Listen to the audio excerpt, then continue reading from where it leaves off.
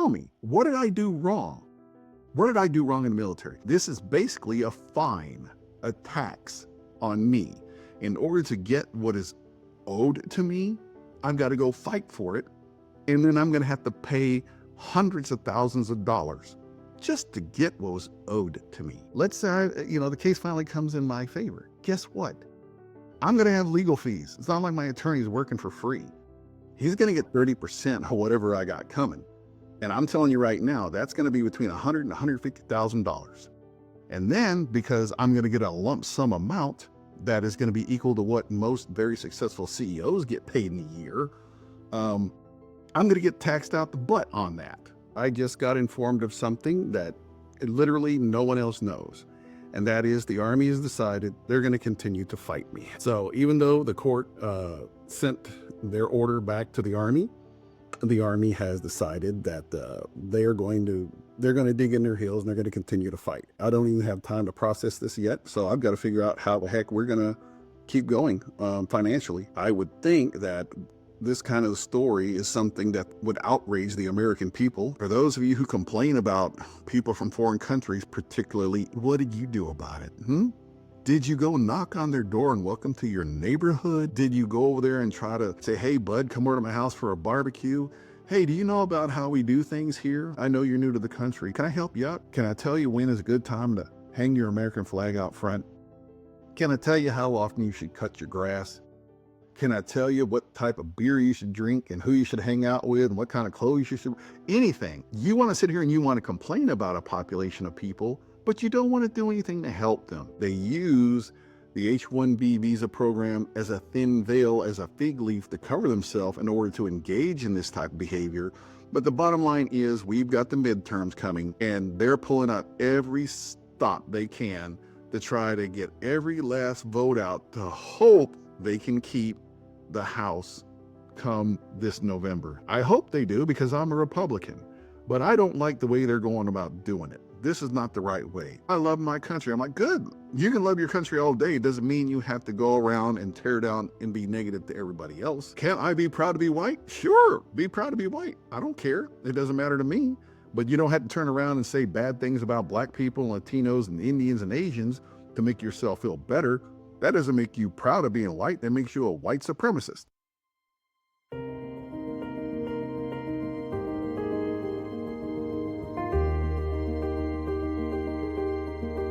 In a world filled with possibilities, one truth stands out. Everyone is a pathfinder in their own journey. Whether it's charting new territories in leadership, embracing the future with technology, or nurturing humanity, Pathfinders are everywhere. Pathfinders, a platform built for everyone. We believe in the power of connection, the spark of curiosity, and the potential to inspire. Here we bring people together, not just as professionals, but as dreamers, thinkers, and change makers. Through engaging podcasts, thought-provoking digital conferences, and dynamic audio roundtables, and many more, we create spaces for meaningful conversations. We celebrate those who seek to understand, innovate, and lead. People like you.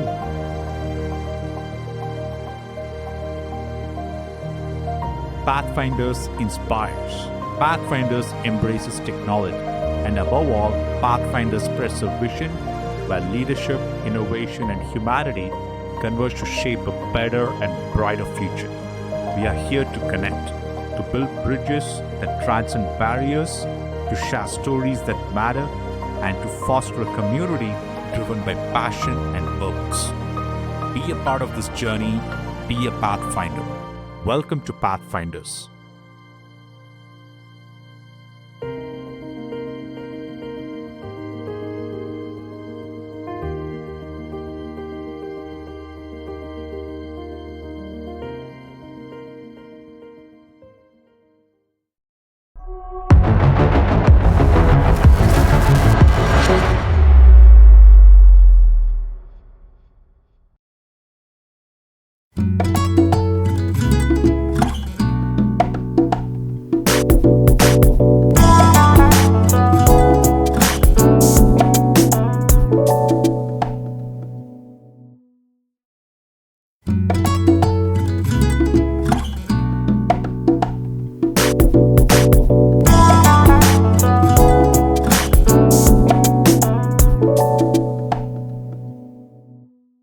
Every business runs on systems, but most systems are not the problem.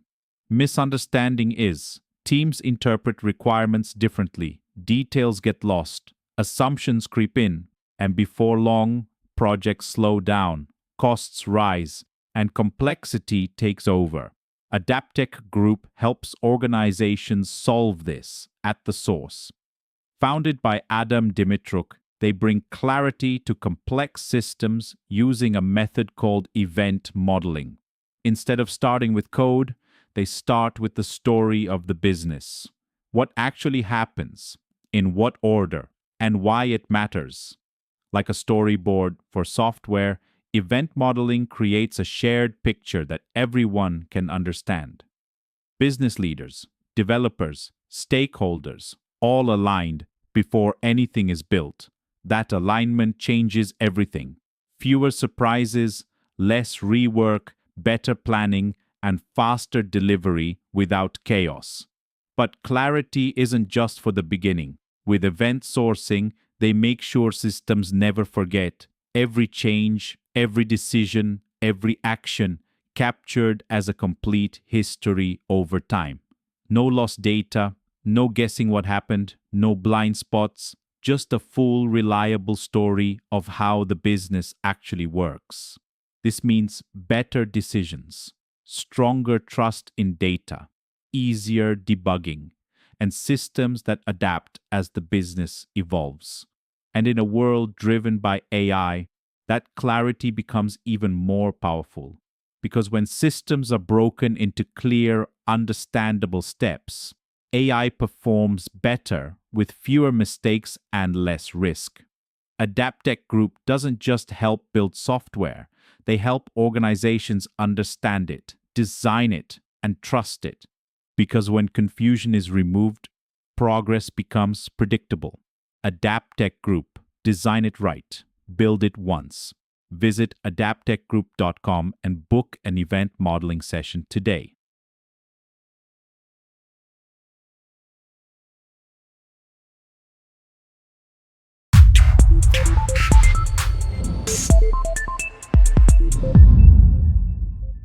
Hey everyone, welcome to Pathfinders.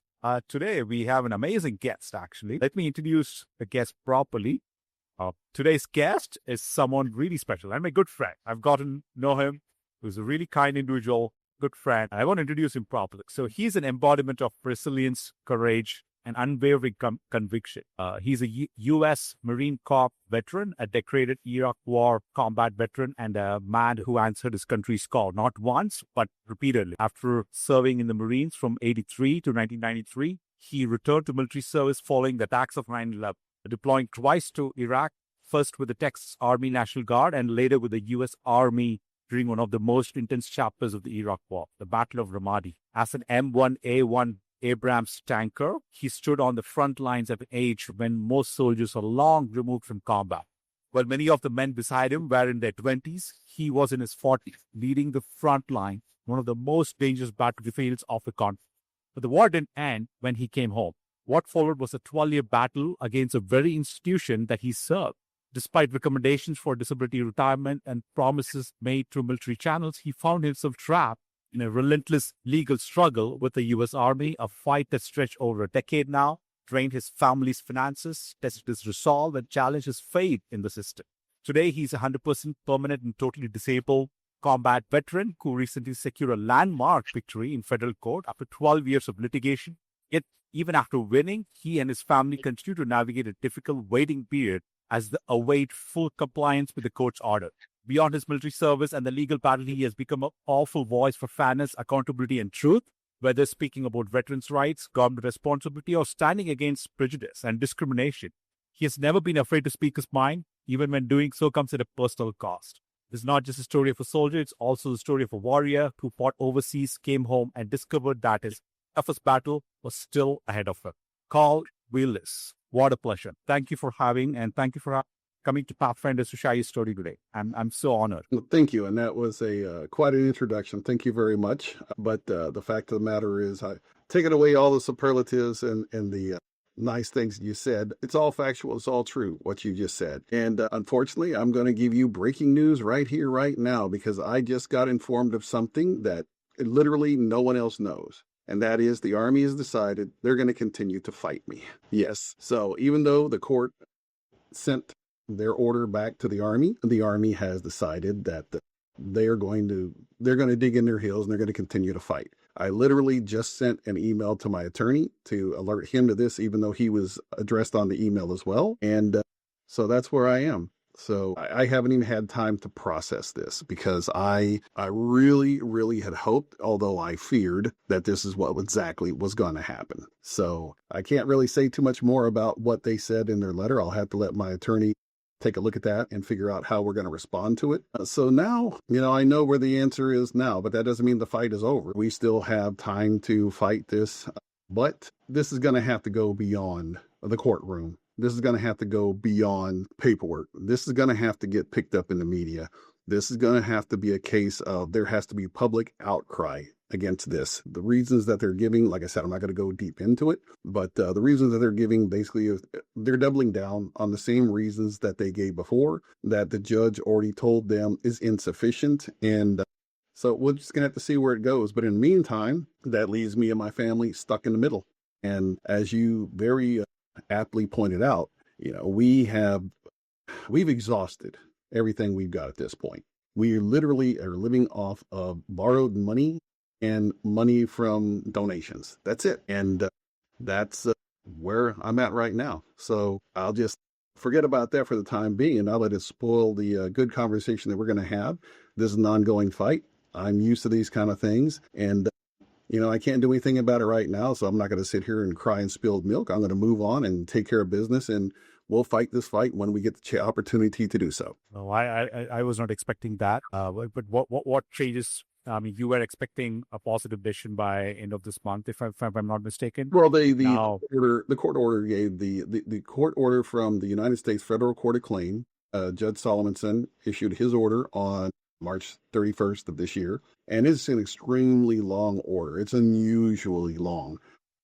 And it's unusual for a court to step in, and rule like this against another federal institution. And for this federal institution to fight back is not completely unexpected because they don't like the courts getting in their business, and they think the courts need to stay outside of military decisions, which is the way they want to try to frame this. But this is a matter of fairness and a matter of providing what the soldier earned. So we'll continue to fight, and we'll do what we've got to do. Just like I said, I don't even have time to process this yet. So I've got to figure out how the heck we're going to keep going financially. And I hate to bring that up. I hate to say that.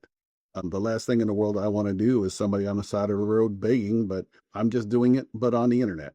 And unfortunately, that's where they put me, and that's where I am. And I'll just have to rely on the good graces of the people to help me to continue this fight. In the meantime, I hope I can finally get somebody in the media to pay attention, to put some pressure on the Army, because I would think that this kind of story is something that would outrage the American people. I know it outrages people in general just to hear this, but especially the American people. And I would think that they would raise hell about this, and the outcry would become so loud that the Army would listen and provide what I've earned. I mean, after all, and here's the trick. I had 58 days leave on the books when I put in the initial request. All I needed was like 55 days. That's it. All they had to do was just say yes and approve it, and I would have went on leave. That's it. I would have went on leave. And then I would have ran out the clock, crossed over the line in the 20 years, and been retired.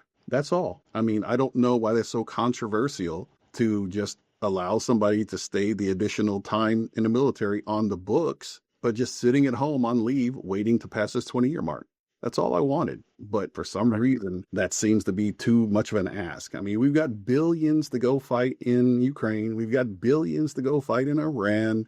We can do all this other stuff, but we can't provide a soldier and his family his retirement pay. Yeah. I don't know. Just adding some context here from our last conversation, and for anyone hearing, you had accrued your own medical leaves of like more than 55 days that you were No, my eligible annual to. leave. Annual leave. You earn Annual leave. 2.5 days of leave a Right. month. And I Right. had enough leave accrued that I had Right. 55 days, Yeah.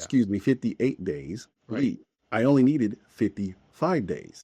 And the Right. trick is, I would have earned another 5 days leave while I was on leave because you still earn it while you're on it. And then on Yeah. top of that, there is a basically anytime that you retire, they give you, it's called 30 days permissive temporary duty orders, where basically it's like free leave. They give you 30 days off. And so you add that 30 days permissive temporary duty orders to the leave, I would have far surpassed the amount of time I needed. All I was asking for, I literally was standing on the finish line. And all I was asking for was permission to put my foot on the other side of the line, and they Right. won't do it. You tell me.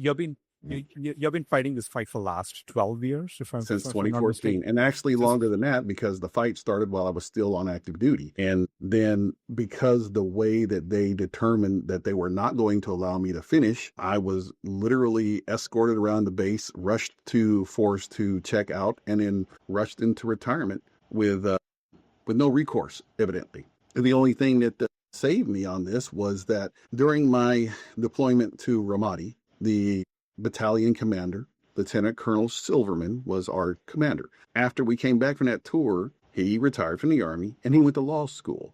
Okay. He became an attorney. And after he finished law school and got, licensed, passed the bar and all that, he decided he was going to practice in the area of military law. And so he put out the word to all of his former soldiers, hey, by the way, if you need any kind of representation for anything, I'm a lawyer now. So I gave him a call and he took my case.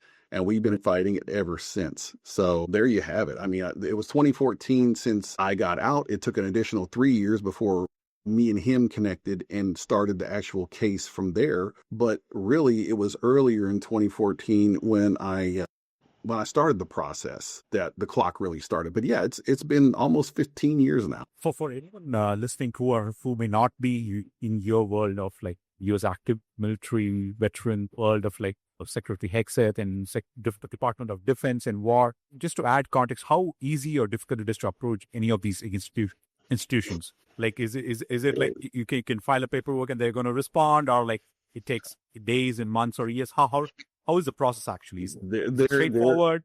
No, it's very bureaucratic, and there's a very defined path that you have to go down, and there are many gatekeepers in that path, and they are lower level government employees, what in the grand scheme of things, but these people that are the higher levels, like Secretary of the Army, Secretary of War, President of the United States, I mean, they have the power to snap their fingers and make this all go away and fix it. They just have to show an interest. I have, even during the first Trump administration, I was on Twitter, now X, constantly reaching out to government officials, constantly reaching out to members of the media. I've been at this, particularly on X, for years. I mean, if you look at my timeline, you do a search on my timeline, you'll find it going back years and years and years, me asking anybody and their brother to please pay attention to this case. I have made videos.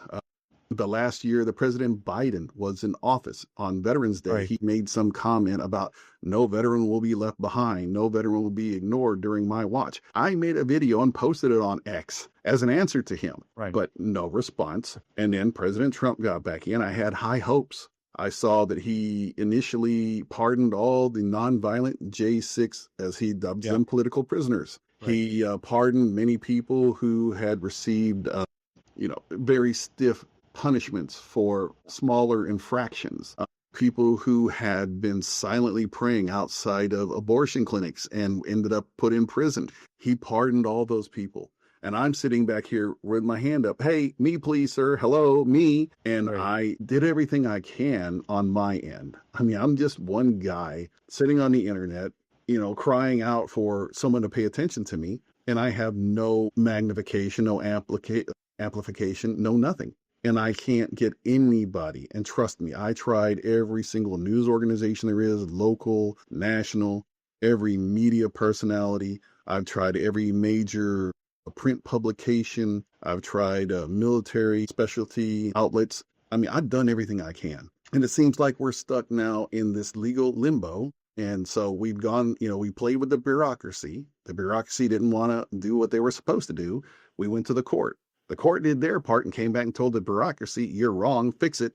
And now the bureaucracy is, well, it's back in our court again. The case is closed and, we'll do what we want, and so now we're going to have to take them back to court again or, see what we can do in the meantime before then. Like I said, the only way I see this ending is just pissing off the entire country and have them raise hell so that they understand this just isn't fair. It just isn't right. And like I said, I can't really go into all the reasons they gave yet. I haven't had a chance to talk to my attorney about it, but this is just ridiculous.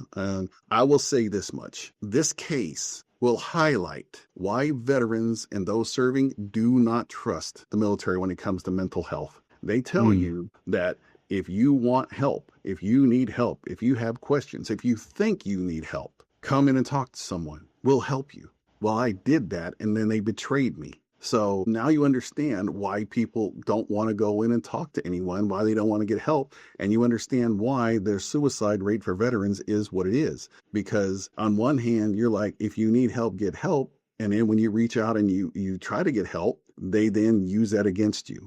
So when the fix that PTSD problem, is very real. Say again? The PTSD is very real, you would say. I mean, you got all kinds of other problems out there. I mean, what I'm finding out is this. And this is what I've learned over the years. And this is just my own personal opinion, my own personal observations. And I'll just go ahead and tell you this part. I just found out a couple of years ago that I was diagnosed with ADHD. Now, I suspect there's a chance that I could possibly be on the spectrum. If, I could possibly even be mildly autistic, like, I don't know, someone like Elon Musk. So, back when I was young, they didn't test for that sort of thing. You didn't look for that sort of thing. And, you figured out and you navigated life on your own, which I did. And I did it in some of the most complicated and difficult situations you can find. And I came out on the other end. The problem is a lot of times the symptoms of those things, you look at them piece by piece by piece, and especially with somebody my age and somebody in the military, you will just see, oh, this person may have a depression issue, or this person may have an anxiety issue, or this person may have PTSD, or this person may have this or that, or whatever it is, right? But nobody takes the time to look at, is there something else? Are these just puzzle pieces we're looking at and not diagnosis? If you say, well, somebody's got an upset stomach and he's got diarrhea and he's got gas, you don't sit there and you diagnose gas and diagnose diarrhea and diagnose stomach upset. No, right. Those are the symptoms of a larger problem. The issue is here, the symptoms were being diagnosed as the diagnosis, and you weren't seeing the larger picture. Again, this is my opinion, but I live in my skin. I know my history better than anybody else. And it leads me to believe that these symptoms that were being looked at wrongly and not the greater picture. And I think that puts things in a different light. And so, regardless of any of this, it kind of really doesn't matter. The point of the matter is, was I a threat to myself or anyone else? And I clearly was not. I'm still here. That's evidence that I'm not. I haven't harmed anybody. That's evidence I'm not. I'm licensed to carry firearms, and I do. If anybody had a problem with me, I wouldn't be allowed anywhere near firearms, and I damn sure wouldn't be licensed to carry. And I wouldn't be here. I would either be 6 feet under or I would be locked in a mental institution. So what can you say? I mean, sometimes the obvious speaks for itself, but I guess the obvious isn't good enough when it comes down to fighting against the bureaucracy or dealing with courts. I just don't get it. When you got into the U.S. Army, Carl, what was your motivation then? Of course, serving the country, create a purpose, that's a phenomenal drive that you have there. I mean, did you voluntarily go and register yourself to go and serve and get trained and do that? Or did someone inspire you? What was that process like? Just to get a context of how did you end up being a veteran? Yeah. Well, I'll tell you, and then I'll tell you kind of some funny stories to go along with that. So my inspiration was my father. My father served in the Army during World War II. And going back to the fact that, I mentioned the conditions. Now that we look back in hindsight at what happened to him and what he went through after his military service, we've kind of pieced together and figured out that he probably was himself autistic or ADHD. We know he definitely had a hearing problem. He had joined the Texas Army National Guard back in 1939, and they actually discharged him because his hearing was not good enough. Then, in I believe it was 1942, I guess his hearing didn't matter at that point because they drafted him, and he was trained as a combat engineer and also as a medic. And he arrived in Normandy, France, less than a week after the D-Day invasion. And he went through the whole war, the whole advance across, France into Germany, and after the war, he was sent back home and discharged and went on with his life. But he was kind of stuck in that loop that a lot of veterans get stuck in, where they just constantly relive their experiences. And this is the 1960s and 70s when I'm still a young child. So again, there was still a lot of, war footage that would be on, television history programs, documentaries.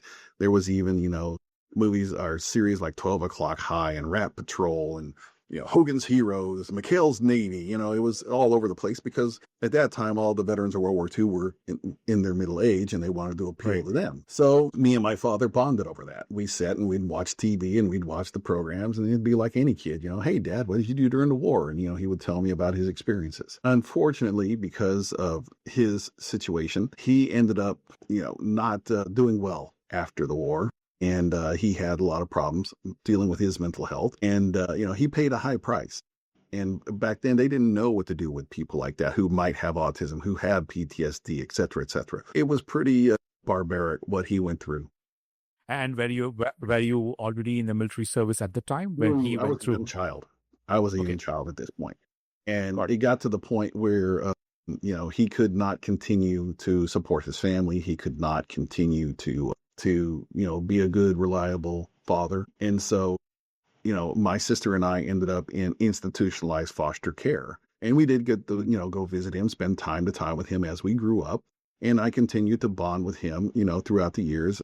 Basically, it was the always common factor we had was military service and, his combat experiences. I never occurred, as a kid, you grow up and you have those little phases where you're like, oh, I'd like to be a fireman, I'd like to be a veterinarian, blah, blah, blah. I went through those phases as well, but always in the back of my mind, it was, hey, I'm going into the military.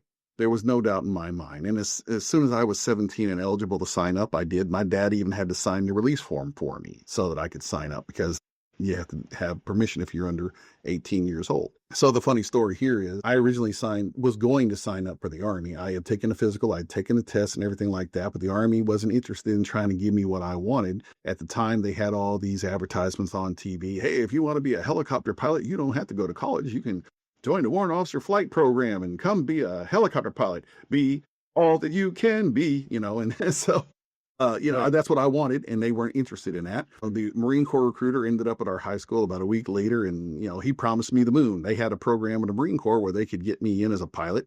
They'd pay for my college and everything. Yeah, they never tell you the fine print.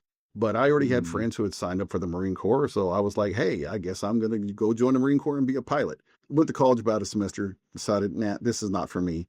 And then long story short, I ended up joining the Marine Corps active duty from there and served, additional 10 years. And this is during the Cold War era.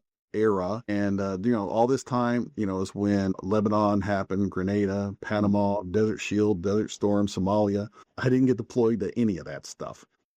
When I came into the Marine Corps active duty from Marine Corps Reserve, they saw my test scores. They were very high, and they demanded that I take a high-tech job, even though I was requesting to be infantry and machine gunner and missile gunner. Right. They were like, no. You either come in as a small missile system technician or you don't come back in. So I took what they offered because I wanted to at least serve. And then 10 years in, after the collapse of the Soviet Union, after the end of the Gulf War, they were trying to find some ways to save money. And back then they did massive layoffs of the military. They call it reduction in force. And unfortunately, I was one of the people caught up in that and basically had my career taken away from me. I went out into the civilian. I'm sorry, go ahead. And then there was a notion of perception of like being a vet, and for you enter the active duty, and once you've finished all the training and everything, and now you're inside the military camps and actually doing active deployments and things like that. What was the perception before you entered, and what was the actual reality after you entered? What was it like? What did you expect? Was it the same or was it different? Or That's one of the things that you hear commonly about veterans will tell you. It's like, unfortunately, if you've never served, then it's very difficult to have somebody understand what you went through. And part of that is just the pure stupidity of everything.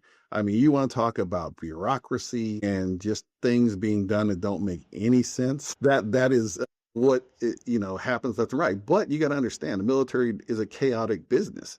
And, there's just like in anywhere else, in any bureaucracy or any organization, any institution, you've got knuckleheads, you've got smart people, you've got good people, you've got idiots, you've got the whole gambit. And it seems like they find all those and they concentrate them in the military because, the first guy you're dealing with might be the best guy you ever met in the world. He's the best leader in the world. He's on top of it. He's got it going on. Then he might leave and the next leader comes in and this guy's a total bag of crap, and he's all about himself. He doesn't care about the soldiers. He barely gets the mission accomplished. I mean, it's just dealing with life in general. It's just from the outside. And I know if you're looking for is a comparison from the outside looking in, you think, oh, the military is such a professional, well-oiled machine. Everything works perfect. The soldiers put on their uniform, they fall into formation, they march in step, and everything gets done just perfectly all the time. And it's really pretty much the opposite of that. So, a lot of these movies you watch and they have the comedic, like Stripes, that it amplifies and exaggerates the things that you go through. But if you served, you can relate to it because you're like, oh yeah, I had to deal with this. I had to deal with that, So is it a military industrial complex or is it not? I'm sure there is bureaucracy. We have spoken about it. But yeah, well, people from the outside and people who are serving tell us a different story all the time. Yeah, there definitely is a military industrial complex. There definitely is a whole system of, defense contractors. They're trying to maximize their profits, and it's so complex and it's so embedded in the American culture and our economy. I mean, because you stop and think about it, almost every single one of these defense companies are publicly traded. So you've got all these people now that have their 401ks invested in all these funds that if the defense industry is not doing well, then the dividends aren't that high. And then those people are not being compensated well and they raise hell and they get pissed off.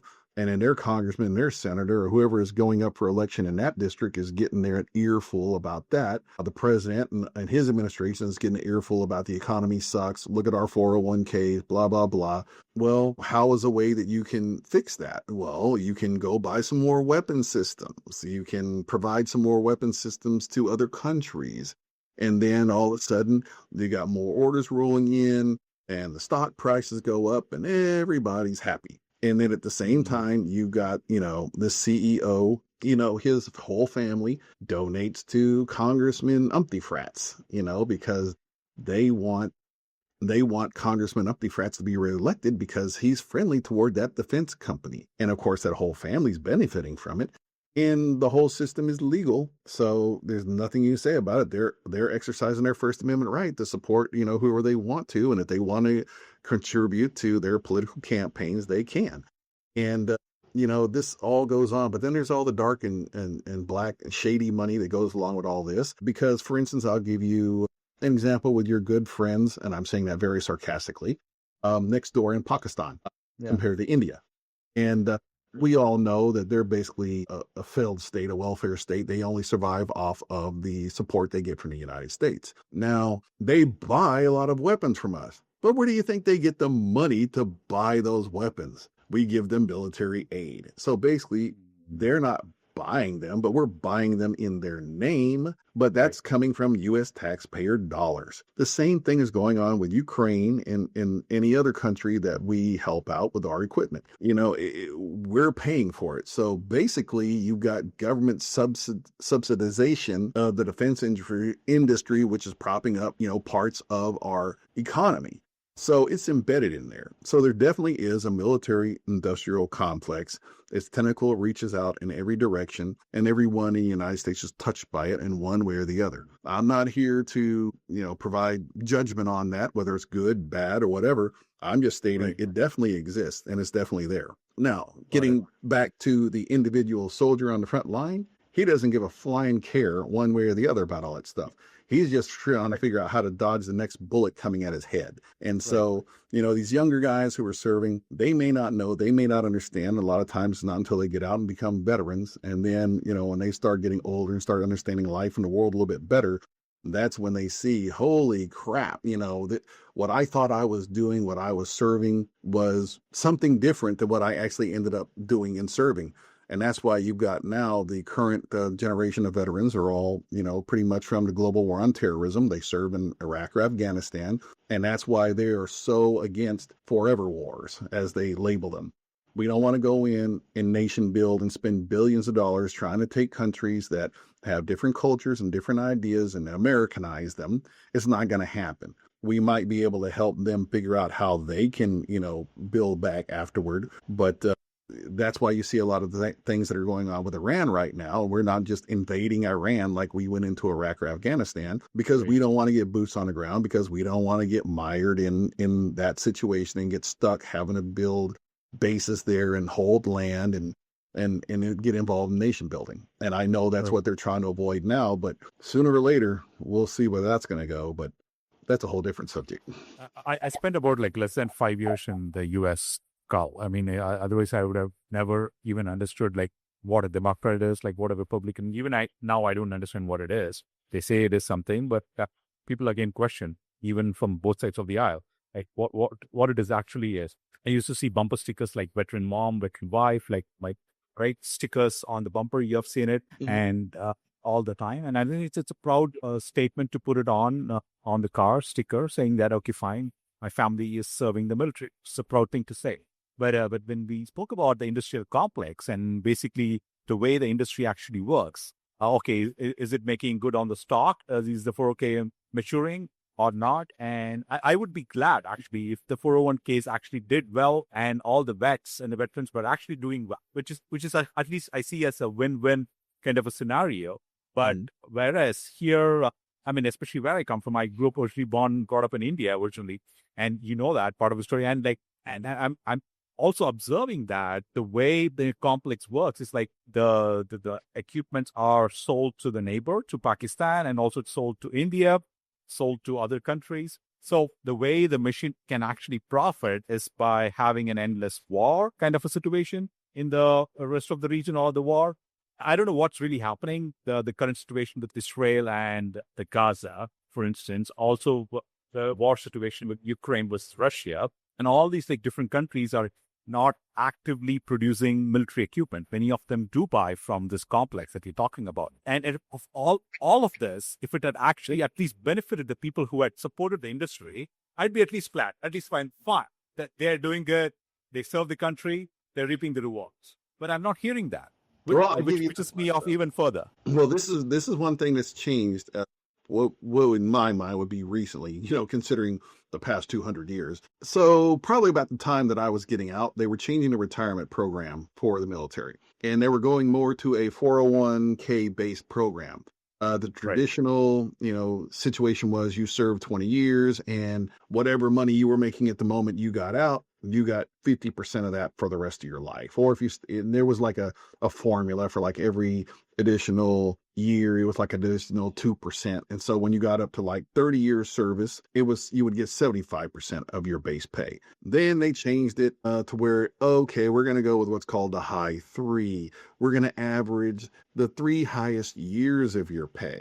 So they found a way to cut a little bit out of your retirement, and then they cut it even more. Now they came up with this idea where you now only get a partial amount of that traditional retirement, and most of your retirement now goes through 401ks. And they have, what they call thrift savings plan, TSP, where they, basically encourage, almost force those serving to invest money in the stock market through the 401k programs so that they will get some sort of retirement plan that is outside of the traditional, you're going to get X amount a month for the rest of your life, plus cost of living adjustments, you will also be getting income through your 401k, which always in the back of my mind kind of struck me as a little, So basically you got the military investing in the military industrial complex. Right. And, so they're giving their money every month buying stock in these companies,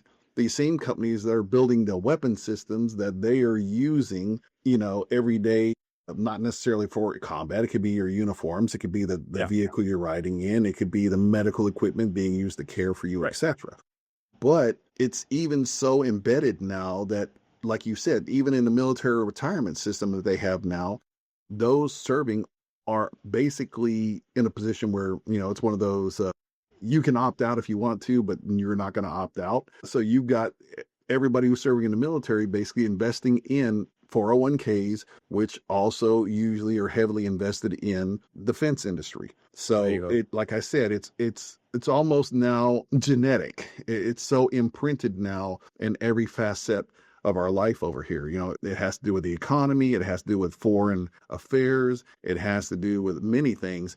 And it can make or break somebody's political career. If you go up against some of these defense contractors, they got a lot of money and they got a lot of friends, and all of a sudden you're going to find that you got a primary now going on, and you've got somebody else who's challenging you for your seat. And if you don't vote the way that some people, wink, wink, want you to vote, then they're going to make sure you get primaried. And then the defense contractors, buddies and friends, and through, certain channels, some dark, some legal, feed money into your competition, and suddenly you're out of office. So there's a lot of power here going on with the military industrial complex.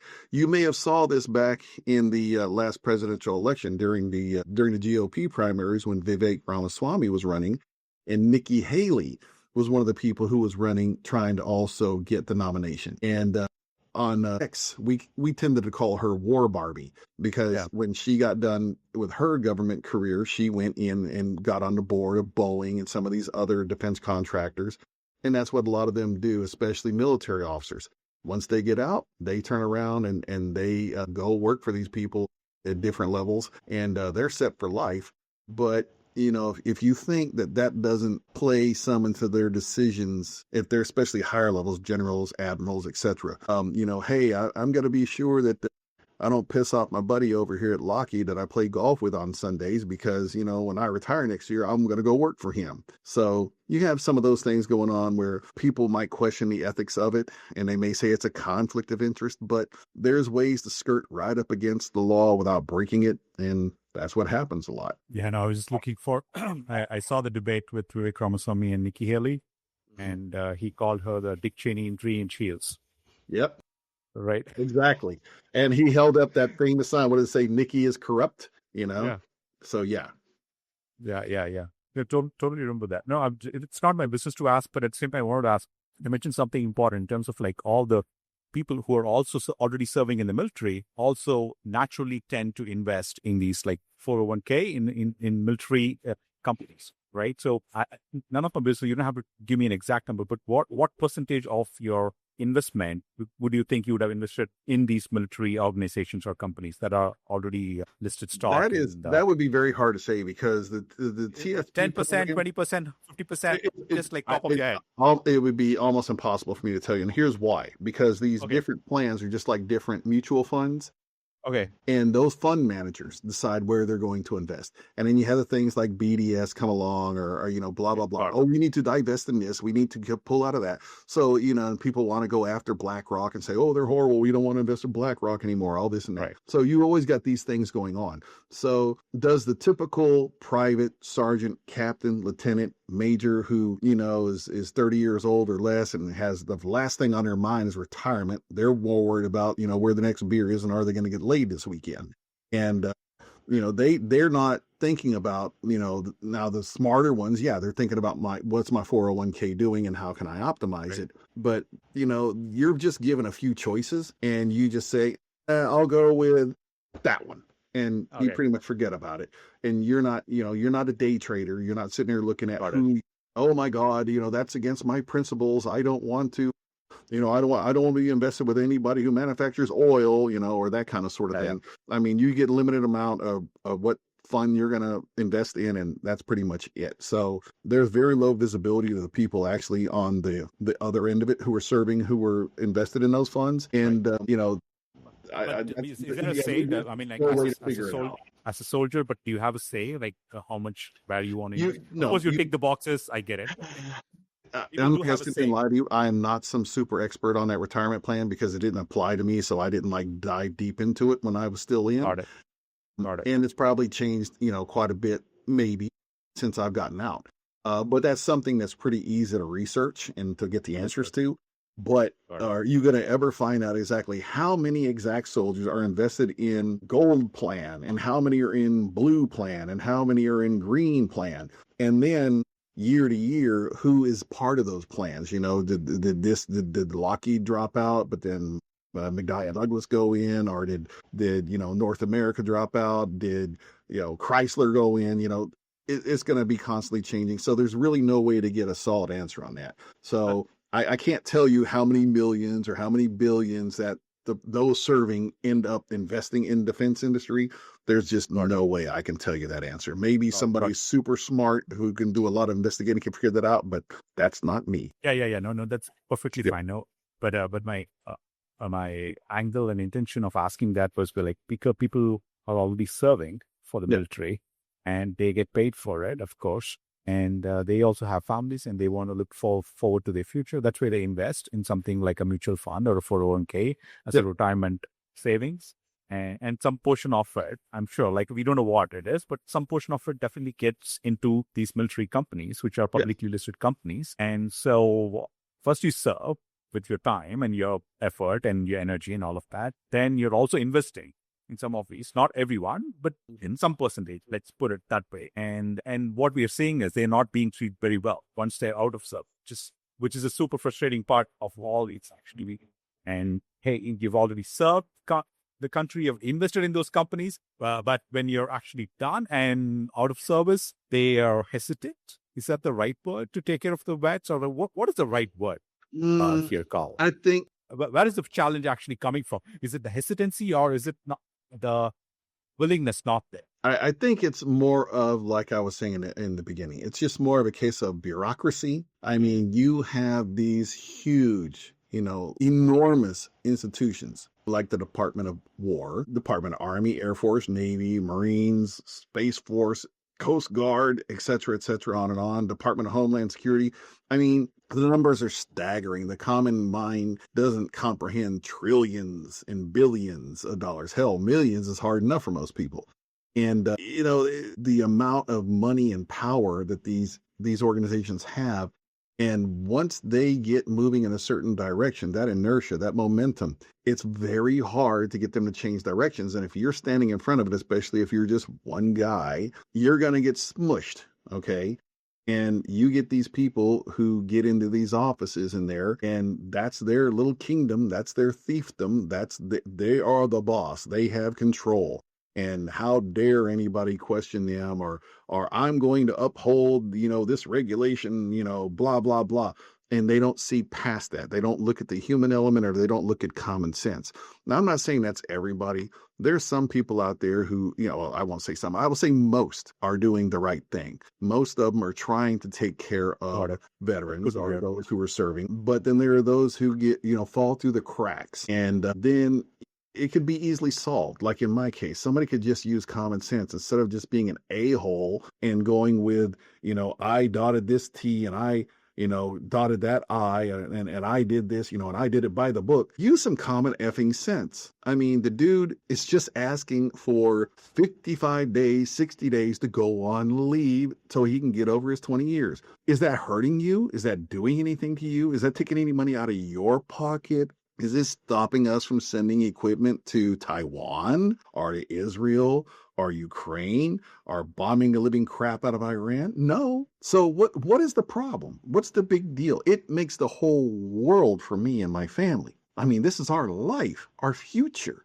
It's nothing to you. What's the problem? Why can't you just, say, hey, look, the guy served and quit looking for every nitpicky little reason you can to say no and find one reason to say yes. And that's the problem you have with the Veterans Administration, with the military, is that you will just get these people, once they get their mind made up and they've decided, by God, I'm doing it this way and that's the way it is, it's going to stay that way until somebody with a little bit more rank and a little bit more power comes and steps on their head and says, you're being stupid, stop it, we're not going to do this anymore. That's what I need. I need somebody like, I don't know, President Trump or Pete Hegseth or somebody at that level to actually say, look, we take care of our own and let's take care of this guy. And that's the kind of thing that happens. Most people don't get in a situation like I am. This is very unique. And you don't fight, because you know why? Because they don't fight. They don't have the means to fight. I was lucky. I had the means to fight. And I fought the fight this long. Usually they wait you out, they wear you down, and you either go broke, you give up, or you commit suicide. Well, I'm not doing any of that crap. Sorry, I'm not going anywhere. And, that's what happens. And people are not equipped individually to go out and fight like this unless they get an organization on their side, or get somebody with deep pockets on their side, or somebody with a lot of power in the government higher than those people who are telling you no, step in and say yes. And so at this point, that's about where I'm at. All I can do is just try to get the attention of somebody, at a higher level than these people telling me no, and say, come on, man, this is enough. You're crushing this guy and you're crushing his family and you're making us look bad. Do you really want the story going out there? Do you want to piss off veterans? Do you want to mess up retention and recruitment by making people think that we don't take care of our own? Come on. This is enough. Leave this guy alone. That's all I can hope for at this point. They're pushing back. What is their angle of pushing? They're pushing back because you litigated them. I saw the Board of Correction for Military Records. Is that the organization you're dealing with to correct your records? Here's the long and the short of it. Okay, I did the proper thing after I got out. Like I said, I went to my attorney. We put together a packet and we petitioned the Army Board of Correction and Military Records. That was the appropriate venue to go to handle this, and that should have been done. They took their time. They went through my records. They voted. They made a decision, and they voted unanimously in my favor. They said, yes, we see what has happened. This guy was treated wrong. He deserves to have this correction. And what we recommend is to administratively put him back on active duty for that short period of time to qualify him for the 20 years. Once we've done that and paid him that little bit of money from that part, we need to pay him all his back pay from that date until the current date. And then we need to start paying him forward from here on out his retirement pay. That's what the board recommended unanimously. The problem is it went to the then serving Deputy Assistant Secretary of the Army for review boards. He overrode his own board. His board recommended, they gave a 100% unanimous recommendation in my favor, and he overrode it. The court order, if you read it, basically says he went rogue. He did what he wanted to do, and he acted arbitrarily and capriciously. Yes, he acted arbitrarily and capriciously, and he violated federal code. He didn't give me proper, reason why he was overturning it. He just overrode the board and said insufficient evidence, like he's the king of something. And so at that point, the only thing we could do was go to the court. And it took forever to go to the court. It was a very long process. And we finally got to the point where we got the answer that we were hoping we needed. And it was sent back to the Army. And like I said, I just opened an email literally 5 minutes before I came out with you. And they're doubling down and like, nope, sorry, not going to do it. You have 30 days to petition us and to fight us on this. So like I said, that's all I can say about it at this point, because I'm still waiting to hear back from my attorney at this point. I don't even know if he knows yet. And then we've got to sit down and figure out what's going to happen. I mean, he already told me flat out that if they pulled any kind of shenanigans, we're going to go straight back into court. But then again, how long is that going to take? Now, how long is it going to take before we can file the appropriate paperwork, get the case back on the docket, and then get in front of the judge? And then the judge has to turn around and make a ruling, and then he has to write his order, and then the order, it takes several months to a year. I don't have that anymore. Like I said, I'm living off fumes right now. God's good graces that I'm still here fighting this fight. And I can't keep going out there and asking people, please help, please help, please help me and my family stay afloat. How much longer am I expected to do that? How longer do I have to go out there and humiliate myself and beg to ask people to keep me going so I can fight against the government? Why do I need to do that? And here's something else I want to throw out there too. Let's say, the case finally comes in my favor. Guess what? I'm going to have legal fees. It's not like my attorney's working for free. He's Right. going to get 30% of whatever I got coming. And I'm telling you right now, that's going to be between $100,000 and $150,000. And then because I'm going to get a lump sum amount that is going to be equal to what most very successful CEOs get paid in a year, I'm going to get taxed out the butt on that. Now tell me, what did I do wrong? What did I do wrong in the military? Did I kill someone? Did I go AWOL? Did I do anything bad? No, I didn't. But this is basically a fine, a tax on me. In order to get what is owed to me, I've got to go fight for it. And then I'm going to have to pay hundreds of thousands of dollars just to get what was owed to me. And like I said, when it comes to the taxes, it's all going to come at once. It's not like I can go back and edit or modify or request changes to my previous tax returns for the last 15 years and spread it out, the way it should have been paid to me in the first place. If they had been paying this to me every month for the last 15 years and it was $2,000 or $3,000 there and, a month here and there, that would be taxed nowhere near the level it's going to get taxed if I get a lump sum of $400,000 or $500,000 all at once in 1 year. So again, the money's going to evaporate when it shows up. It's like I'm going to win the case, but all this money that they've owed me all these years, it's just going to go up in smoke because I got to pay legal fees and I've got to pay taxes. Again, why should I have to? What did I do wrong? What's my crime, really? What did I do to deserve this? As far as I know, nothing. I mean, if you've heard a story, it's online. I mean, I had to fight to get back in after 9/11. It wasn't an easy process. It took me a couple of years to get back in. And then all I did was end up in the Texas Army National Guard. And then I continued to fight until I got into the regular Army. And I went back to Iraq again after already having been the first time. It's not like I didn't know what I was getting into. I had served 10 years. I had been out by the time 9/11 happened, 8 years. And it took another 2 years for me to get back in. I had to fight red tape to get in. And now I'm having to fight red tape to get my retirement. I mean, when do I get to stop fighting? When I'm 6 feet under, when I die of old age? I don't know. This is totally unjust. What was the year you officially retired, Carl? Was it 2016 or 2014? And the pension and the retirement, it has any dollar being paid to you or no? None? No. What happened was when you originally get out, they give you, because they don't know yet how much you're going to be getting from the VA, etc. So for a temporary period, you will get your retirement, right? But then what happens when you're in a case like mine, when you have less than 20 years and you have a medical disability and you're getting money from the VA, and then so they give you what's called an offset. Whichever one is going to pay you the most money is the one you'll get. So when I first got out, my VA rating was at 90%. So the amount I was getting paid a month was less than the Army's retirement. So technically the Army, it's a real convoluted thing where they give you an offset so that your stuff ends up being tax-free because it's military related, blah, blah, blah.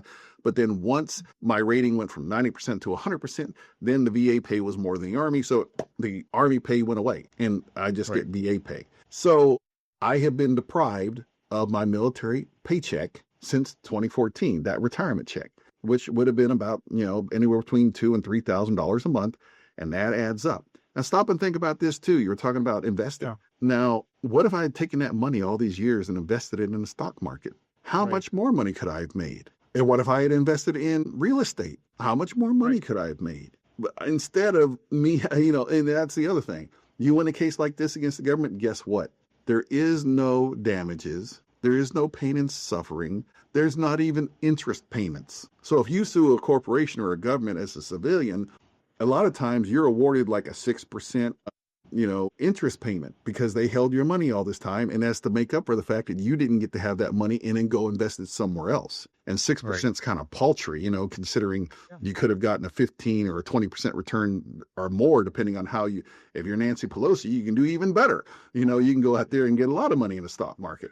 But if I didn't have the money, I can't use it. And so not only was I deprived of the money, I was deprived of the way I could have used the money to even had more income. And we're going in a negative direction where I'm having to pay legal fees and a large sum of taxes. This just isn't right. It's just not right, actually. I mean, it's very similar. It's not the same, but I saw one of your posts today or yesterday when you wrote about the bureaucracy, the H1B people are seeing in terms of like what they're saying. It's very similar in terms from a bureaucracy point of view, right? Because I didn't choose where I will be born. No one does that. No one chooses where they're born into. People are born, right? And that's it. And where you're born doesn't determine your destiny of life, right? So that's how it is. And at the time, I mean, I think 2017, 2018, the wait period for a green card from a H1B was around 35 to 50 years. So if I'm right, I would have probably gotten when I'm like 83 years old, my green card. Recently, some folks told me it's 135 years. I don't know for a fact. It's all like terms of like the waiting time and all of that. So how long does a person actually wait? And I have my sister, she lives in Boston actually. She's an American citizen and things like that. I went to her and asked her, hey, people talk a lot about this green card. I think you seem to have, at the time she was not a citizen. She was a green card holder. I was really curious. Can you please show me that green card? I've seen the pictures of it, but I want to actually see it. And she came to me and she showed me, like I don't have it, like a card. Like it's like a driver's license, and it was her photo was there. It exactly looks like a driver's license. It says permanent resident card and all of that. And something struck me like, if I have to wait for 153 years for this car, and I'm not doing that, and like it's actually it's punishment actually. Because last 12 years that you have waited, it's actually punishing people for what, right? Because of bureaucracy. That's actually I mean, yeah, I find myself even like, oh yeah, there's bureaucracy, but I find it actually frustrating and like pathetic in terms of like what people go through and people who have uprooted their lives, Carl. I mean, like everyone asks me, oh, fine, why are you're here to steal the job for a better opportunity. You're here to come here in the lower wages. You've seen all the name calling that you've seen online, Twitter especially. And 95% of the people didn't come here to steal any jobs. I can guarantee that. They just came here to maybe build a better life, serve, and create a better life for them and their community. That's all. I've missed funerals myself. I missed wedding events, birthdays, name it, actually. So are millions of people. I'm not alone in this process. But just because their system is bureaucratic, you're punishing people, yourself included, that frustrates me a lot, actually. I mean, I'm if they can do this to you, what does it mean to a non-citizen who is called a resident alien in American terms, actually? All these H1B people are called aliens. Every time I have to fill a form, go to a DMV, they ask the status of like nationality. Are you an alien or, right? Every single time I have to tick the box of alien. Like, what does aliens even mean? Like UFOs? It's really just a legal term. It's an ancient legal term that has fallen out of favor in, popular language. So everybody now is a newcomer or a visitor. The legal term is alien. It's not meant to be a pejorative. And no, it's not. If you came here improperly or you overstayed your visa, then you're here illegally, then marry the two up. You are an illegal alien. It's a legal term. Nobody's trying to insult you, but it seems like, oh my God, to use this language is worse than, blasphemy. But to get back to the H1B thing, they kind of have.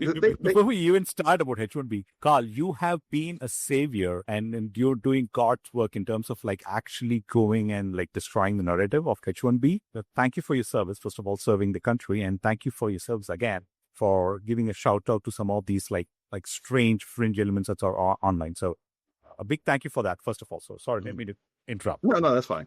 No, I mean, let me tell you what, if somebody comes in the military and they have to be, they have to meet the criteria as, and to become a citizen after joining the military.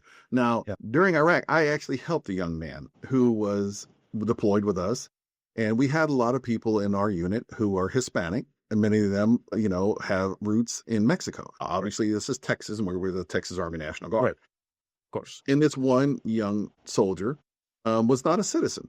And I asked him about it, and he's like, well, I never thought about it. My whole family, we just never, and I was like, well, you can vote. You have many rights that, as a citizen and benefits as a citizen that you don't have as a non-citizen. So, I mean, you're out here serving this country, and don't you think you deserve to have a vote in, how your tax dollars spent and how the government, gets into foreign wars or deals with foreign nations? And, I helped him do the process. And because he had served, they accelerated everything. So instead of having to wait 2, 4, 6, 8, 10 years, whatever, to get processed, they had him taken care of. So when we redeployed, they had a mass ceremony upon redeployment where they swore in as citizens right there in front of everybody when we redeployed back home.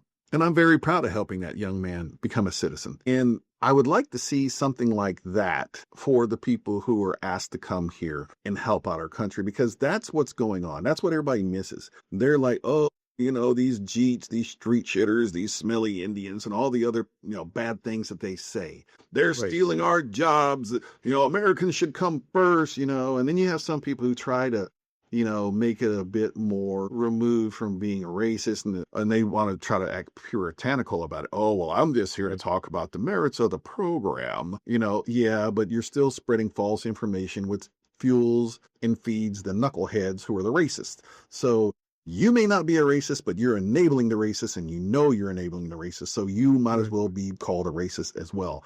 Don't call me racist. That's just the way that you try to get away with our trying to point out that you're here stealing our jobs. Look, here's the deal. We asked these people to freaking come here. All right. Understand that, audience. We asked these people to come here. It's not like they woke up one day and said, I'm going to go steal that American's job. Screw him. I'm going to go over there and take his job, and I'm going to take his women. And I'm going to go build a Hindu temple right out in the middle of a field and piss them all off because I hate whitey. They did not wake up thinking that, and they did not do that. These are people who, most of them come from countries where they have struggling economies. But you know what? That doesn't mean every single person who came here on H-1B visa is poor or broke or came from a broke family. A lot of them came from families that have means. They busted their ass, and they worked hard to get those scores, to get in those schools who are highly competitive. And then they turn around and had to go work in their field in their own country. So you can take your fake diplomas and shove them right up your backside, because those fake diplomas that were found out, which was 5 months ago, and all of a sudden it's breaking news because they find a way to weave it into a narrative. But those were being mainly used in India for people to get jobs in India. Okay. Right. But if they're going to come over here to the United States, they are deeply vetted, and all this stuff is verified. So while there may be a couple of who squeak out here and there and sneak through the system, it's probably 5% or less if I had to guess. Okay. The vast majority of these people who are coming here are just coming here to work and to better their life. And I think that if they're going to do that, then maybe we owe them something more than indentured servitude. Okay. And then you've got these people who they're caught in a system where they don't know where their life's going to go, because at any point in time, if the company they're working for goes under, they get laid off, they get a DUI or something happens, whatever, that's it. They have 60 days to find another job, or they got to go. Now, they're buying houses. How are they buying houses? Well, because they got freaking money and they got a good credit record. That's how they're buying a house. Get over it. You don't like it? Go out there and do the same thing. Quit crying about everybody else and build your own life up. Now, these people could lose their house. They could lose everything. And I'm at that point right now where I'm going to lose everything if something doesn't happen quick. Okay. Yeah. And how's that fair to them? And they have to sit there and renew because they can't get any kind of update on their status. And then they want to come out and say, go back to your home country to apply for a status change. Really? Come on. Okay. People will say that, well, yeah, we want them all out of here. I don't care. I hope they lose their house, and I hope we piss them off, and I hope they don't come back. To hell with them. Get the hell out of here. Go on, keep acting like that. And when they do get the hell out of here, you're going to find out. You think Chuck and Bob, who went to the damn community college, are going to sit up there and start unicorn freaking companies and be unicorn CEOs. If you think they're going to go out there and be neurosurgeons, or they're going to freaking go out there and program your AI, you're sadly effing mistaken. President Trump said himself, we have a shortage on talent here. Now, granted, there are economic factors at play, to be fair. Are most companies undercutting an American's wage to bring in somebody from a foreign country who will work for less? Yep. But guess what? That's capitalism. That's the American way. You don't like it? Tell me you want to be a socialist. You want to be a socialist? Well, I don't think so. You want preferences for Americans? Wait a minute. I thought you were against DEI. I thought you were against affirmative action. Make up your mind what the hell side of the fence you're going to sit on. You can't go around changing the goalpost every time you turn around. Elections come and you need a different narrative to piss off a different group of people and to get them to go out and vote. And it's not fair to scapegoat these people who are on H-1B visas. Absolutely. Everyone agrees the program has problems. It needs to get fixed. And part of fixing that is giving the people who are coming here on those visas more stability, more predictability. Okay? And if you want to turn around and pay them some more money so that they're on par with what an American worker is going to ask for, I'm all for that too. But you can't, just like you can't blame that individual soldier who's out there on the front line fighting somewhere in Vietnam or another war that you don't support. You don't support that war, but you say, I don't support the war, but I support the troops. Well, guess what? You don't have to support the H-1B visa program to support the individual man or woman who came here on the H-1B visa program. They're just here trying to do a job that we ask them to come and do. If you have a problem with it, don't go around chasing individuals to their houses and their place of business and harassing them and sensationalizing reports to put in the media. Yeah. And then this poor person is just trying to go out here and make a living. Leave the guy alone. Call your congressman, call your senator, go protest in front of the White House. Leave the individual person alone. They're doing what they're supposed to do. This isn't their problem. They didn't create it. Stop picking on them. End rant over. And I want to play a clip just for context. Why these guys are talking about H1B? I just want to play a clip right after this. And just to be positive, I've been H1B recipient myself. That's why I'm so passionate about it. And Elon said I would go to war if this is the situation. And he once said it. I don't know what his current position is. I would ask him again, what is the current position, Elon? And anyway, the way it actually works to get an H1B visa, Carl, is actually the U.S. employer, right, from the United States of America, has to initiate it. And initiate it, have an attorney, file the fees, actually get it cleared from the USCIS, which is the immigration department. And once they give an approval, it's called something called as I-797 document. And once that happens, then that is actually shared with the candidate or the person in a foreign country, not necessarily always from India. This is a standard process for anyone coming on a H-1B or a visa who is coming to work here. So that's kind of like an authorization saying, hey, here's an approval from the U.S. Immigration Department that you can go to your country's consulate and file for a visa and get it verified and make sure everything is authorized and you say who you are. So all the verifications, the first level of verification is USCIS, right, within the country. And the second is at a foreign consulate, in the U.S. consulate again. And the candidate or the person working who appears in front of an interview. It's always an in-person interview. There's no mail-in ballots for anyone hearing. There's no mail-in ballots here. So the person has to go stand in front of the consulate, apply for it, wait in line. It probably takes a few weeks to even a couple months to actually get an interview. And they are presented. And you wouldn't believe, in terms of like all the corruption and different things that are going on in these different countries, even to wait in those lines, people are told to come with transparent files. If anyone understands it, like come with transparent files so that people can see that you're not carrying anything shady or anything like that. That's how stringent it is actually to enter the consulate. And then we go finish the interview. It's probably anywhere between 10 to 15 to 20 minutes. They ask all the questions. By the time they are actually meeting with the person, they kind of know that the research, they've seen their social media, everything they could possibly do. The actual in-person is actually there is a real person and talk to them. And that's step number 2 with the consulate, right? Then they can either approve the visa or reject. If they reject, it's gone. They have to again go to a long appeal process. It can take even a year, or they can never get it. Some of my friends who applied never even got a chance to be in the United States. Not because they were shady people. They didn't answer the right questions in the interview, right? So if you're asking for a business visa and you say you come for a business visa, then to go back. And if you don't answer the questions properly, you're rejected. So the rejection rates are really high that way. Not necessarily because you're having fake documents that way. So number 1, USCIS, number 2, USC consulate. Third is port of entry. When you enter the country, that is a proper port of entry check that happens. And that's the third level of application that actually happens when you're entering the country. Make sure you are the person, you are the visa, that's your passport. They do all of it. And the fourth level of checking is actually with the employer. Once you go join the company, the employer is supposed to report that, hey, the person has joined and all of that. So it's actually at least like 3 levels of proper US different governments actually are DHS, USCIS, and the consulate. All of them are involved to actually vet a person in terms of vetting and allow the person to come in. That's how stringent the legal immigration is. It's a really long process. Even explaining it is painful, let alone people going through it and living through it, actually. And that's the context just for anyone listening. And I want to share this clip because it's been going viral everywhere and people are going crazy in terms of what's going on, all these aliens coming and taking all our jobs, right? So I just want to paint the picture properly. So this is the clip. I'm sure, Carl, you have seen it. The infamous clip. In India, nearly Translate from beginner. over 70% in India, nearly 40% from China. When you zoom in on this tab to look at, you can see where most are being hired.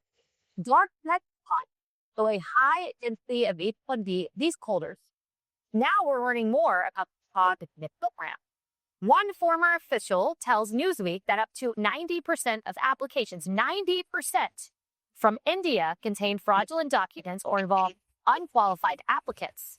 And finance law enforcement in India claim it has uncovered a network of universities that produce fake degrees, which were possibly used to obtain these high-skilled H1. The thing to note is possibly used. Mm-hmm. Yeah. All right. Yeah.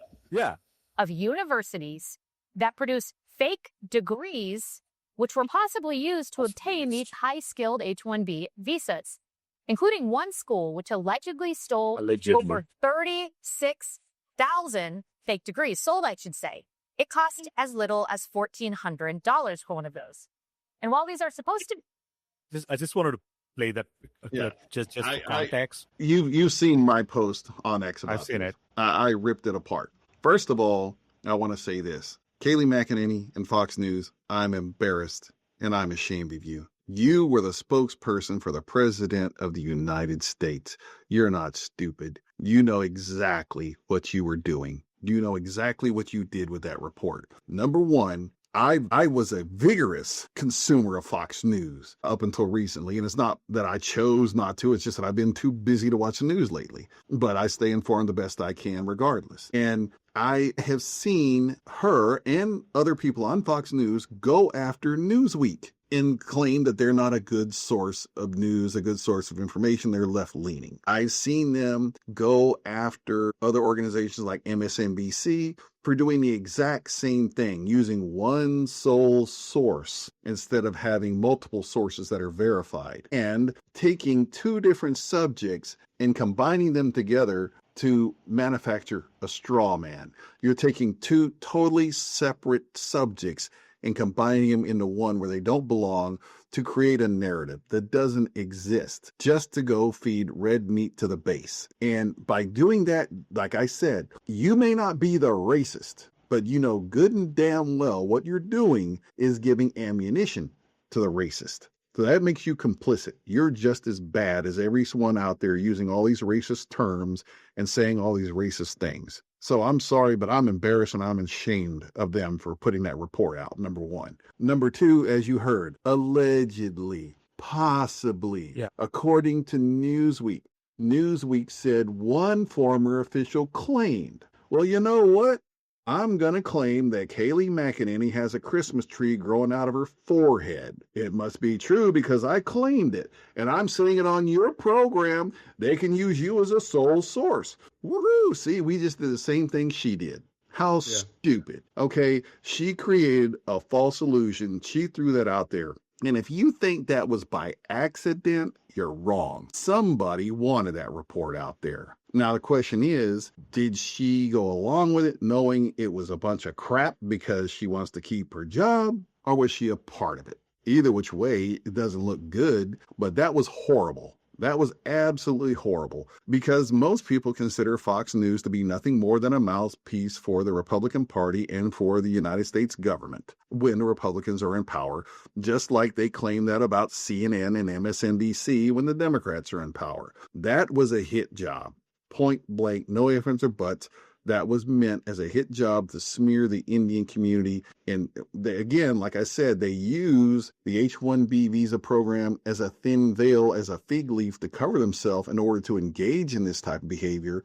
But the bottom line is we've got the midterms coming. It's going to be close. And they're pulling out every stop they can to try to get every last vote out to hope they can keep the House come this November. And it's not looking good. I hope they do because I'm a Republican, but I don't like the way they're going about doing it. This is not the right way. Like somebody was up there saying, I love my country. I'm like, good. You can love your country all day. It doesn't mean you have to go around and tear down and be negative to everybody else. You know, people, well, can't I be proud to be white? Sure, be proud to be white. I don't care. It doesn't matter to me. But you don't have to turn around and say bad things about black people, Latinos, and Indians and Asians to make yourself feel better. That doesn't make you proud of being white. That makes you a white supremacist. Okay, there's a difference. I'm proud to be white. You should be proud to be brown. Who gives a damn? I don't care. But when you turn around and you start doing things like thinking that you're owed something over somebody else because you're white, that's a problem. If you think because your family was in the country longer than somebody else's family, and that makes you more American, that's a problem. If you think that somebody who came here and got sworn in yesterday after pledging allegiance and received his citizenship is less of a citizen than you, that's a problem. So overall, we got a big problem with the group of people that we're trying to activate and motivate and get out there so we can get votes. I'm sorry. I have ethics. I have honor. I don't want to see that sort of thing. Maybe I'm stupid. Maybe I should just go with the flow and try to make the most money I can by saying whatever I got to say to get it. But that's not who I am, and that's not what I'm about. This is an outright injustice against a group of people who don't deserve it, and they didn't do anything to have this done to them. And for those of you who complain about people from foreign countries, particularly Indians, don't assimilate, what did you do about it? Did you go knock on their door and welcome to your neighborhood? Did you go over there and try to maybe say, hey, bud, come over to my house for a barbecue? Hey, do you know about how we do things here? You know, I know you're new to the country. You know, can I help you out? Can I tell you when is a good time to hang your American flag out front? Can I tell you how often you should cut your grass? Can I tell you what type of beer you should drink and who you should hang out with and what kind of clothes you should, anything. I mean, come on. You want to sit here and you want to complain about a population of people, but you don't want to do anything to help them. So I was taught a long time ago, if the student failed to learn, it's because the teacher failed to teach. So all you civic leaders out there, you're whining, complaining about demographic shifts in your community and these damn people don't assimilate. But what have you done about it? Well, I'm going to get them all kicked out of here. They don't belong here no how. That's not an answer. That's just stupidity. I just want to get your thoughts on two people, and before we wrap up, and few rapid fire questions to get your thoughts on few things. One is Trump, obviously, you would have imagined, and the other one is Elon Musk, the infamous Elon Musk. So I just have, before I just want to address real quick the Indian issue. Real quick, I just want to move forward with the Sure. other topics. 1 second. In terms of so some stats that we want to share in terms of the overall unicorn founders. The number one is the United States born people with over 330 people in terms of the unicorn companies that they have built, and from all the immigrants across the world. I'm not a huge fan of chest thumping, Carl. I never do. I don't like that. But when people throw false statements against an entire company, 1.45 billion people, and it's actually insulting and it actually dehumanizing. And when we read some of these posts, these are some facts to actually establish that the Indians have actually found it to be the number one immigrant community to have the maximum number of unicorn companies in the country, followed by Israel and UK and China. And just wanted to share that. It's not never meant to do for chest thumping again, but just sharing some facts. No. And A fact really is a not fact. A fact doesn't have feelings. That's it. And I saw one of your older posts in terms of I just want to let me get your thoughts. Who knows what he's gonna pull up now? Because I've run plenty of shit posting. Let me get your thoughts on Trump in terms of what he said he will do, and what he did. So this is the post I want to get your thoughts on. Sure.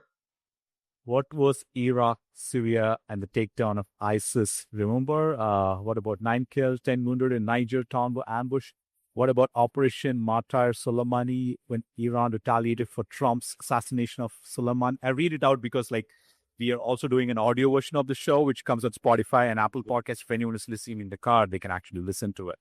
And then you continue, it's like 110 service members have been diagnosed and treated for traumatic brain injuries, concussions mainly, and from the attack. And there have been no wars declared since the end of 1945. So Trump, you called him names. So you want to expand on that? Well, I mean, that was pretty much in the aftermath of the retaliation of Iran for what happened to Soleimani. Right. And what had me set off at that time was the media was downplaying what had happened as far as the counterattack.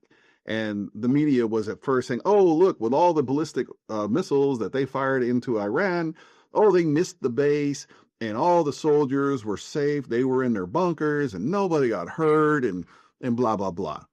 Now, I've been over there and I've seen the media lie. I mean, we have sat there because we get CNN and we get Fox News and all that over there. And sometimes we were dumbfounded.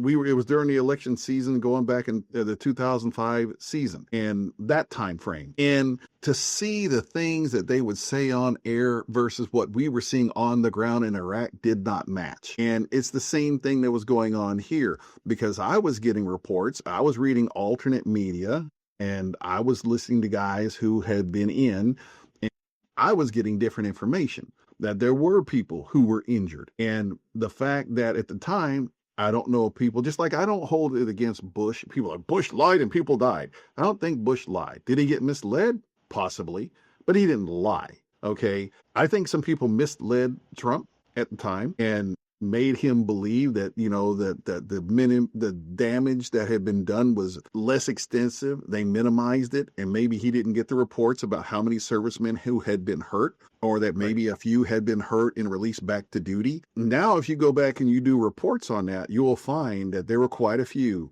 that came back with traumatic brain injuries that ended up in them having to leave the military. They were severe, and or after they finished their careers and they went back to the Veterans Administration and filed for disability, it was found that they were more greatly affected than what the initial reports indicated. So that tweet you're looking at right there was more in the immediate aftermath of what had happened, and me saying, this is not true, what's being told, and we need to tell the truth and do right by these soldiers, which history has proved me out. Got it.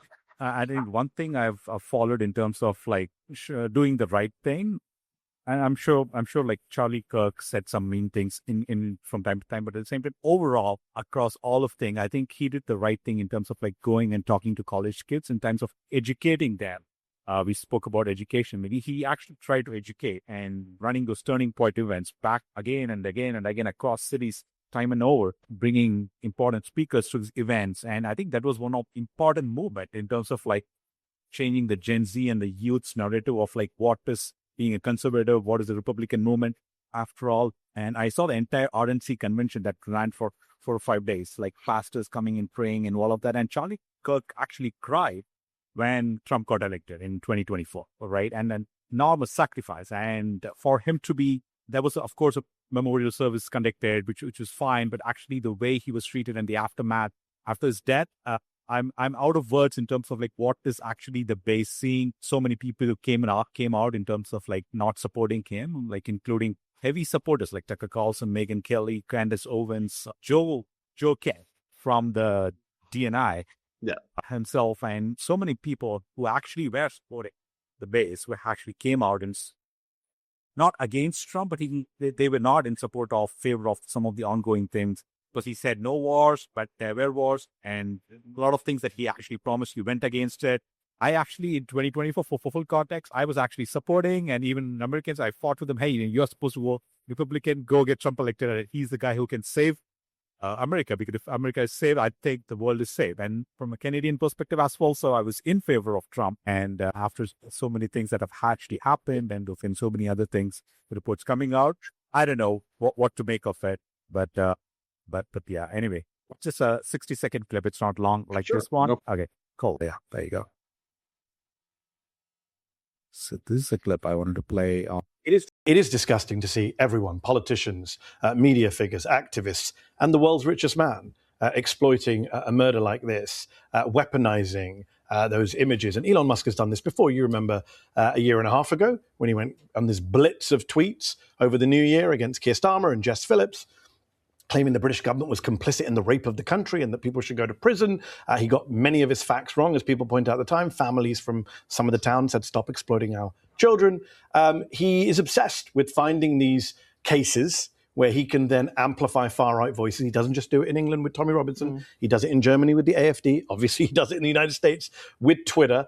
This week, he's about to become perhaps a trillionaire with the SpaceX IPO. But what's he seeking to do? Oh, he's seeking to embolden some of the worst far-right voices in the Western world. He sees it all connected. He's right to see it as connected. I wish we all saw it as connected. And that's why he's funding so many of these people all over the place. And this is his agenda. His agenda is a very racist agenda. We see that in the United States with the Republican Party. Elon Musk amplifies some of the most neo-Nazi voices on Twitter. And, you can take the boy out of apartheid South Africa. Can you take apartheid South Africa out of the boy? I'm not sure. Yeah, that's the clip. I think I don't know what the answer is. Like, you can take the boy out of apartheid, but can you take the apartheid out of the boy? I don't know. I don't know what that means. I don't think Elon is a I understand racist. what he's saying. I understand very well what he's saying. He's basically saying you can take the white supremacist out of South Africa, but he will still be a white supremacist wherever he is. That's the allegation he's making by saying that. Yeah. I still don't believe he's a racist or a white supremacist of any kind from the actions that he has made in terms of the importance he has given to free speech. And it's a digital town square. Come fight your opinion and then fight it out and then let the good ideas spread. That's his notion of buying Twitter, and he spent billions of dollars doing that. But if that is only used for emboldening voices that are extreme, then do both extremes. Do both the right wing extreme and do both the left wing extreme, right? So that I don't know. It is for him to defend himself, but I'm just making an observation in terms of what people feel about his positions in general. Anyway, Carl, I think we have come to the close of this conversation. I really enjoyed chatting with you.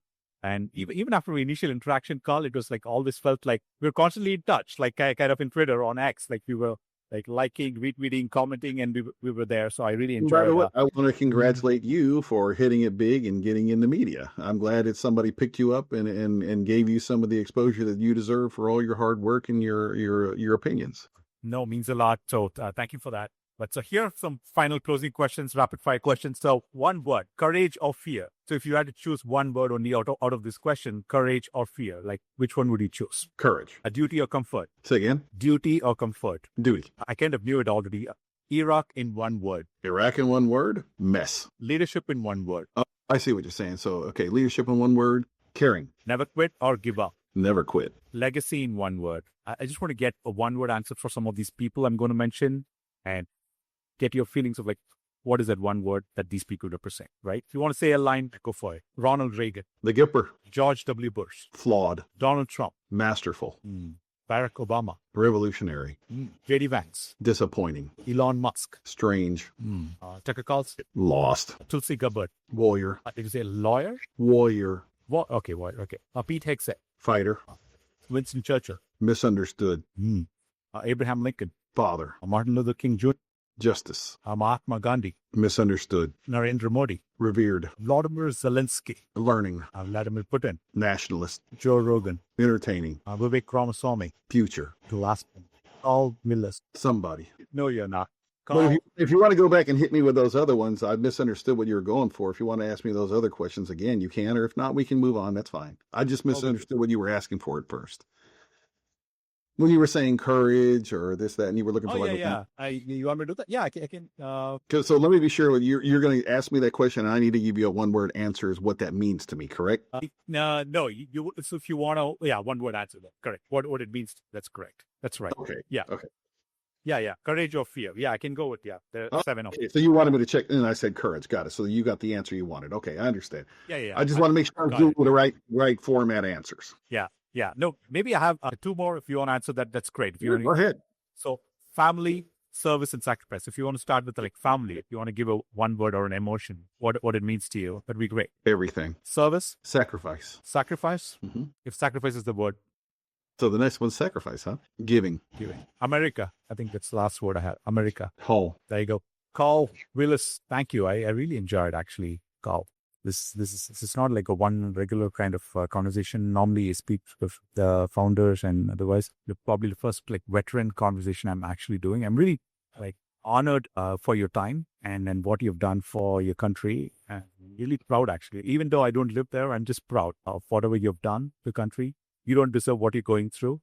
And I'm sure and pray that you deserve the justice and you will see light at the end of the tunnel. I want that to happen very, very soon. I pray that it happens. Oh, thank you so much. Thank you. I appreciate it very much. And you've been a good friend, and the Indian community has been a good friend. And I never expected to be in this place. It was a total accident to stumble into this. And now that I'm here, I can't be anywhere else. I am compelled to be where I'm at. True honor.